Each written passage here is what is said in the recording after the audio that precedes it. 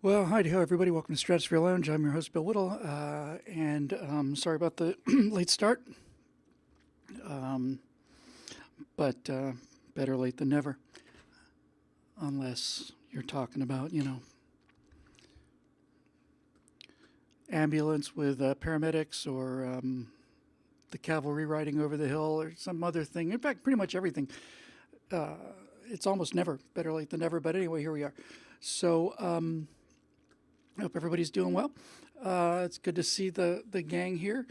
Been not feeling real good just today, just a little under the weather, and I blame Scott out for this.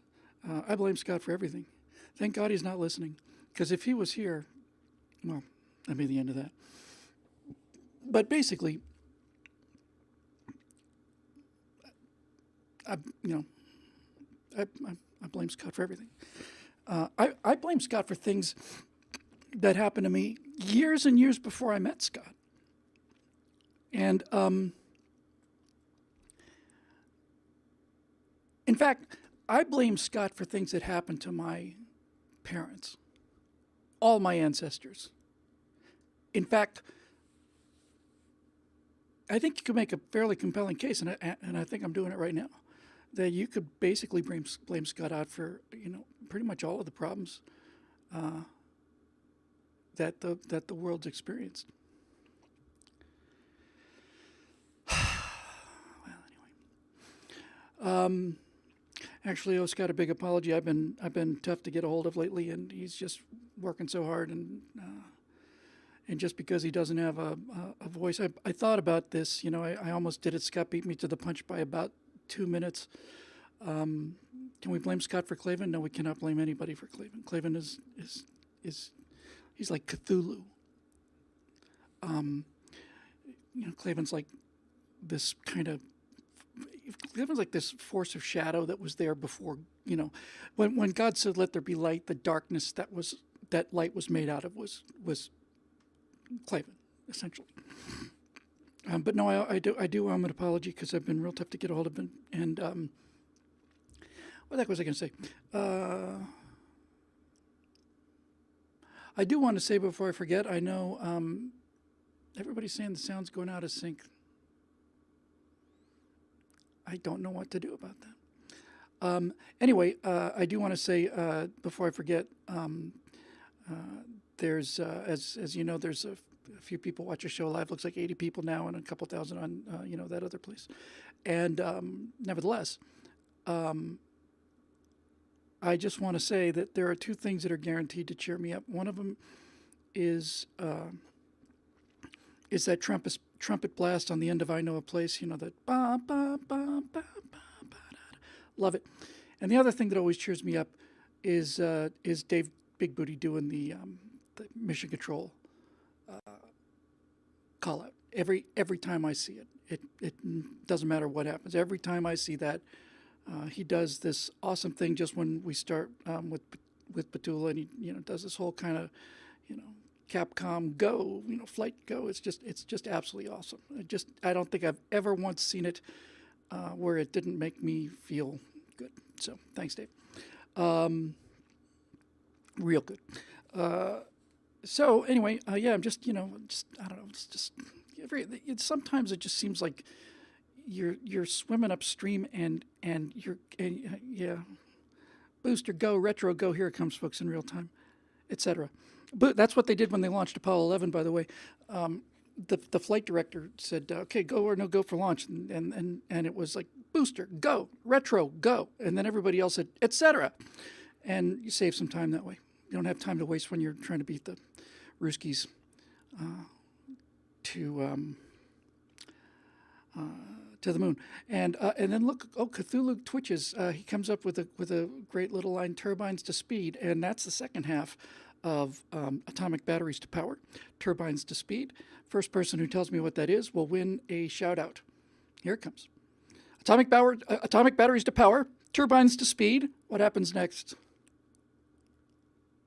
Here comes 10,000 people typing at the speed of sound. Batman, Dave Big Booty for the win again. Yes, absolutely right. Bruce Wayne and his ward, Dick Grayson, descend the bat poles inside the deep recesses of stately Wayne Manor, and they jump into the Batmobile, and they fire that baby up, and it says, atomic batteries to power, turbines to speed, and then out comes that fireball out of the back of that thing, and out she goes. And if you ever owned the Batmobile toy, and if you didn't, I pity you from the bottom of my heart, you will remember that as that car ran along the road, they rigged up this little, like a cam, and out of the back of the Batmobile toy, which is a pretty decent-sized metal car, I want to say it's about that big, as this thing went along the ground, there's a little cam, and there was like a plastic flame, and it made the cam of the flame move in and out like that, so that the flames were coming out of the back of the Batmobile. Whoever thought of putting flames on the back of the Batmobile should be given the Medal of Freedom. I saw. I was talking with a friend of ours last night. Yes, last night, 2 nights ago. I lose track of time. Time flies when you're unconscious. But I was trying to explain to. I was not trying to explain. I mean, she's fully capable of understanding. I was telling my beautiful wife, who's watching right this second, if you want to say hi, about the good old days, and I don't, I'm just going to spend a few minutes on this only because I just need it for myself. So I woke up today just really feeling really awful, just down, low energy. And my astonishing wife took all kinds of good care of me, and I picked up something I was looking at the other night, which was Frank Gorshin doing his impression of Burt Lancaster, and that once again got me back to the Dean Martin roast. And once again, I'm just, I'm just so in awe of what you had to do to get on that dais. But Frank Gorshin is roasting, who is it? Sammy Davis Jr. And he's doing his Burt Lancaster, and Frank Gorshin's doing Burt Lancaster, and Dean Martin and Don Rickles are dying. They're just dying, and they're laughing so hard, and it just makes me so happy. And I realized they saw a couple more of them. I've seen every Foster Brooks roast probably 3 or 4 times. I think he's the funniest guy that ever sat on that panel, and that's quite a statement. But I noticed on 2 of those panels, they would have non-show business guests, and the 2 I saw for non-show business guests were Neil Armstrong and Gene Cernan, first and last Americans on the moon, first and last people on the moon. And Neil looked real goofy, and Cernan didn't get a chance to be made fun of because Rickles, who, I have to tell you, I think probably the part about Rickles I like the least is when he does those kind of, but sincerely he's not making a joke. We get it, Don, we know you're a nice guy, but he was basically saying that Cernan called him before the launch and said a couple of, pals are going to be down at the Tiki Room or something, and was it Cocoa Beach, Satellite Beach, Cocoa Beach, and Cernan asked Rickles if he wanted to come down and hang out and watch the launch of Apollo 17 with his family, and so Rickles was so moved by this he didn't have anything funny to say to Cernan, just said he was just a hero, and and it's like those are the days when you got legends on the dais and their guests are people who walked on the moon. It's difficult to not feel a little nostalgia for that. That's something else I'll talk about in a minute, too, because it's something I've been meaning to talk about for a while. Martin Archer just mentioned, has anyone else seen Brian Regan's routine, I Walked on the Moon? It is the greatest thing ever recorded. Scott Ott and I are huge fans of Brian Regan, and he's incredible. He's unbelievable.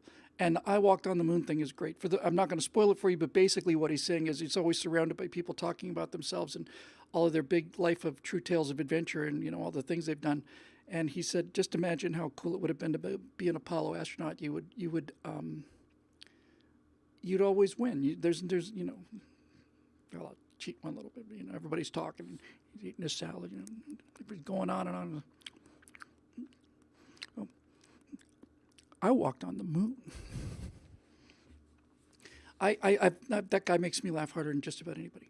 When he talks about trifocal glasses, it's all over for me.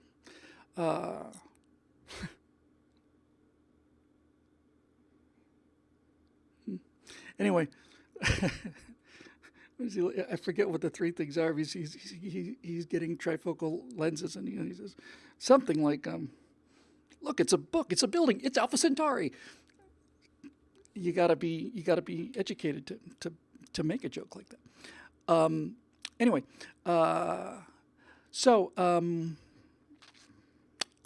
yes. Anyway, so no, I was just saying, it's like sometimes it's like life is just like a river, and you're being swept down it, and you're trying to like swim faster so that you can get a little bit upstream, and you just get, you get the big yellow one is the sun, and you just keep getting.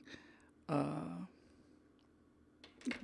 can't get the time to get things done that I need to get done. It's crazy. But anyway, oh, hey Scott, welcome. Glad you're here. Sure is good to see you.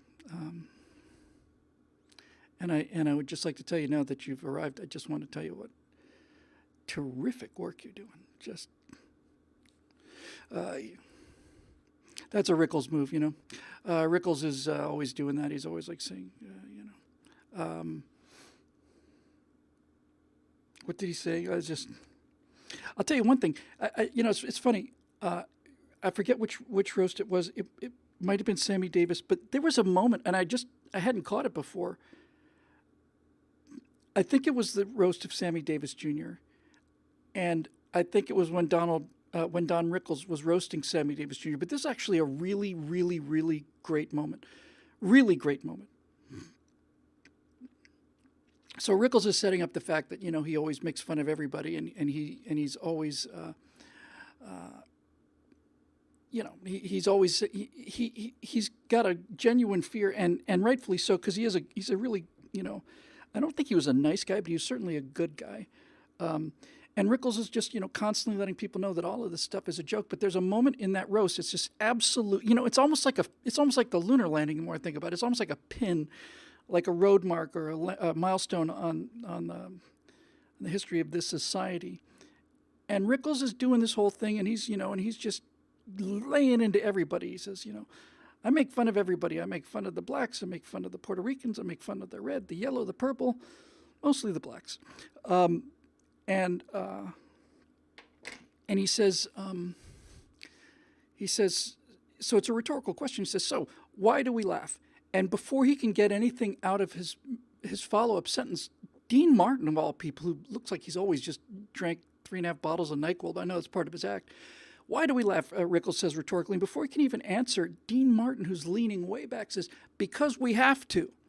And I thought, oh my God. It's exactly right.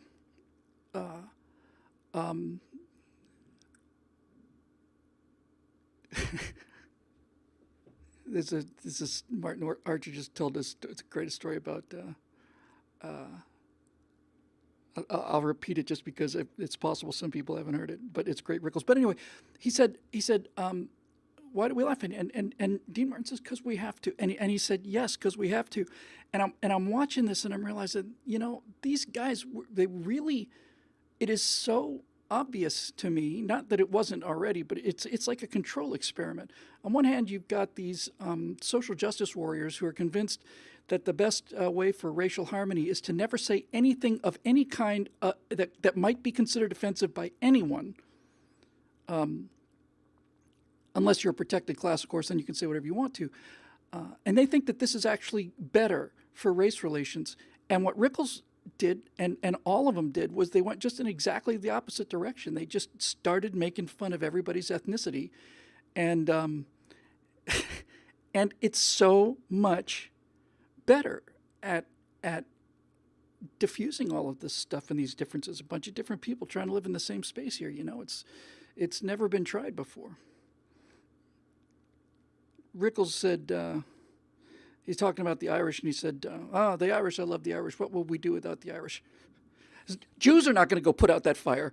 And yeah, so Rickles, this is, it really needs to be told by somebody who can tell a little better, but just, it's not a joke that needs to be told in a certain style. It just tells you a lot about Rickles. So Rickles was just getting started, and been on Carson and starting to get some attention doing his insult act routine. And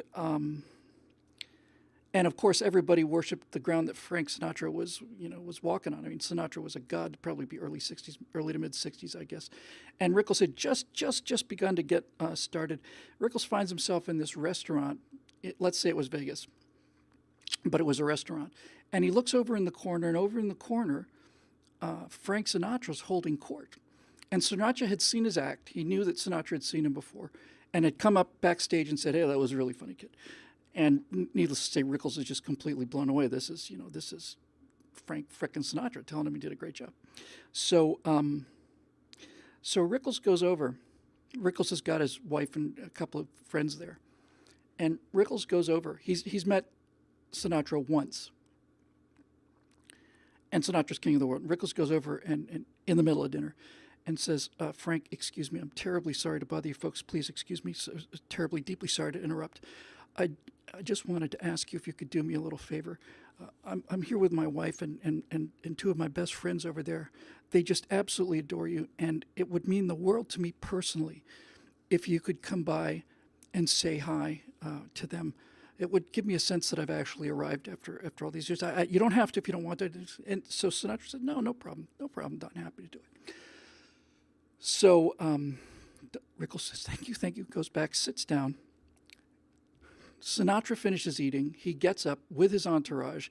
They're walking towards the door. Sinatra goes over to Rickles' table and says, "Hey, Don, how are you? Good to see you again." And Rickles turns around and says, "God damn it, Frank, can't you see I'm trying to eat dinner here?" Following me around everywhere like this. That's confidence. That's the confidence that comes with a joke that cannot fail. That's when you know you have a legendary routine. And you got to think about the risk involved with that. Because Frank Sinatra is not known as like the most approachable, warm, and friendly guy in the world. But if you have the nerve to make that joke, that'll do it. Reminds me actually of a time, virtually identical situation, strangely enough. Mark Twain had just written The Innocents Abroad and was just starting to get a national reputation. He's kind of the up-and-coming thing. He wasn't, he was by no means the icon he became shortly thereafter, but people were starting to talk about him. And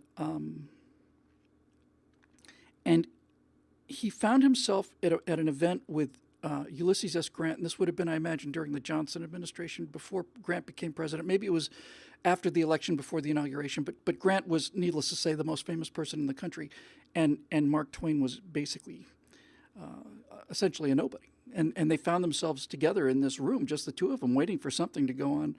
And Twain looks at this guy, and this is the future president of the United States and the hero of the Civil War, and Twain says, "Well, General, I have to say, being around somebody this important, I find myself somewhat embarrassed. How about you?" And Grant, who was made out of granite, just absolutely, they said he had an expression like he was always walking around like he was going to put his head through the nearest wall he could find. Grant burst out laughing, and many, many years later, when Grant was president, had been president for quite a while, and by this time,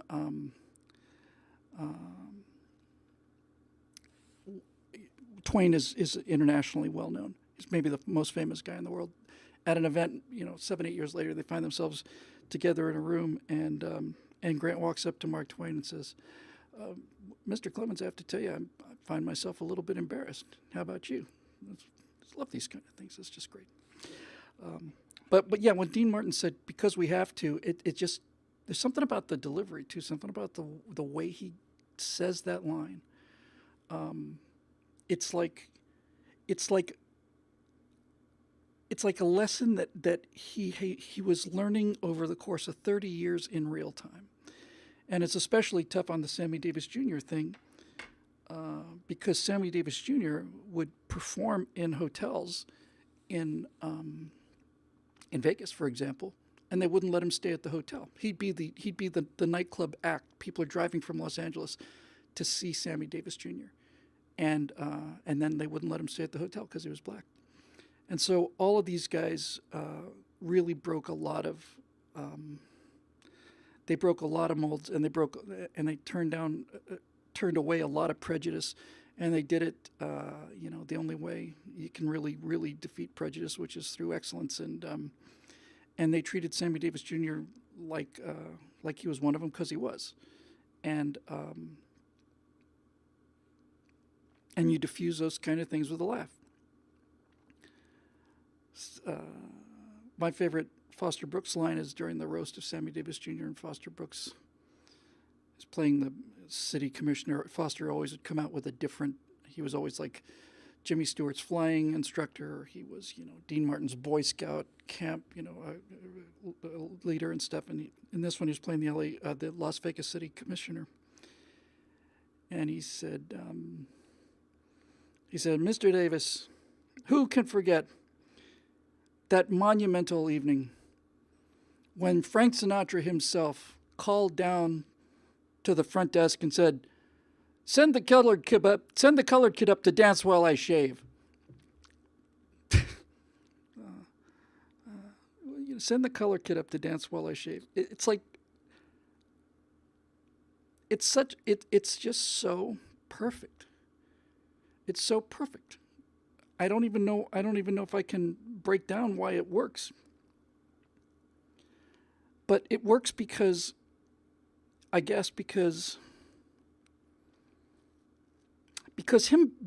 Sinatra seriously calling down to have the colored kid come up to dance while he shaves would be about the worst thing that anybody could do to somebody's sense of honor and integrity. And for them to just make the joke about it showed them, I think, how far they had come. And when I say they, I don't mean we. I mean those guys, those small group of guys. Nipsey Russell was there. Nipsey Russell took unbelievable amounts of flack, and so did Freddie Prinze Sr. He's saw Rickles saying, he said, Freddie Prinze is here. Freddie, I just have to tell you, I remember the words that meant so much to me, the immortal words of a great Puerto Rican who I listened to, who said something in New York that moved me very much. And he said, you want some more coffee with that? And Freddie Prinze falls down laughing. And anyway, it was, I think it was just kind of a better world. And there's, that's evidence, that's proof. So we'll see. I see these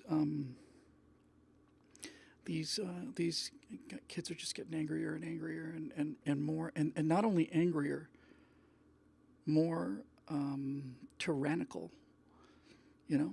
These social justice warriors feel like they've got everybody on the run, and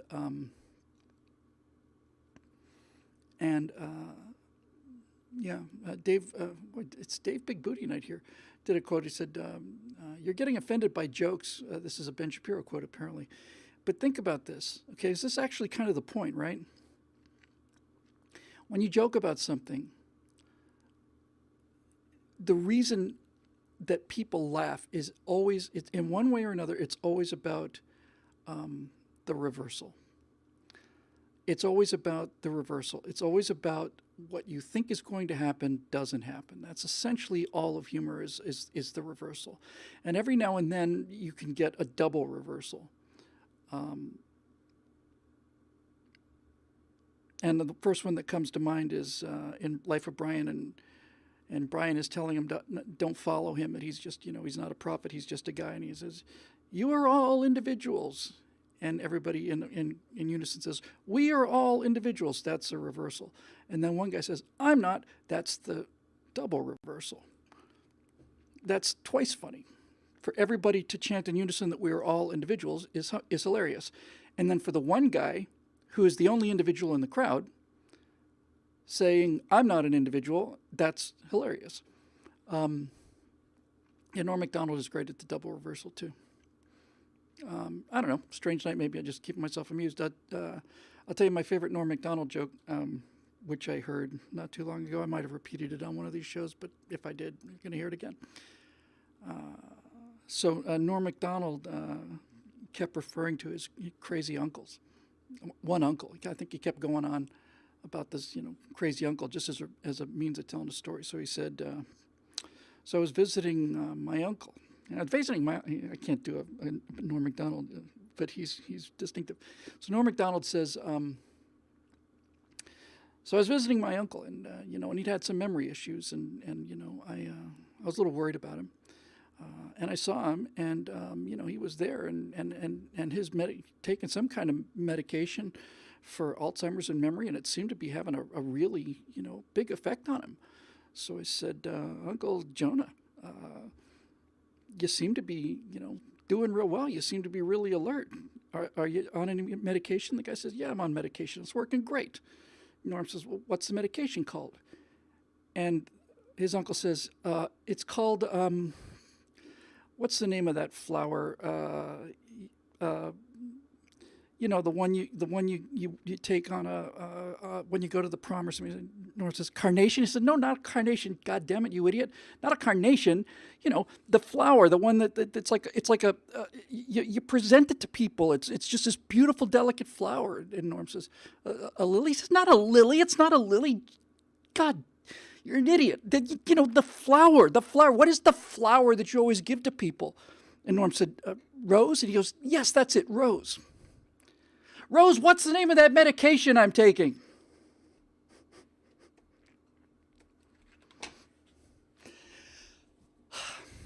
Anyway, that's good stuff. So, all right. Yeah, why don't we do some questiones here?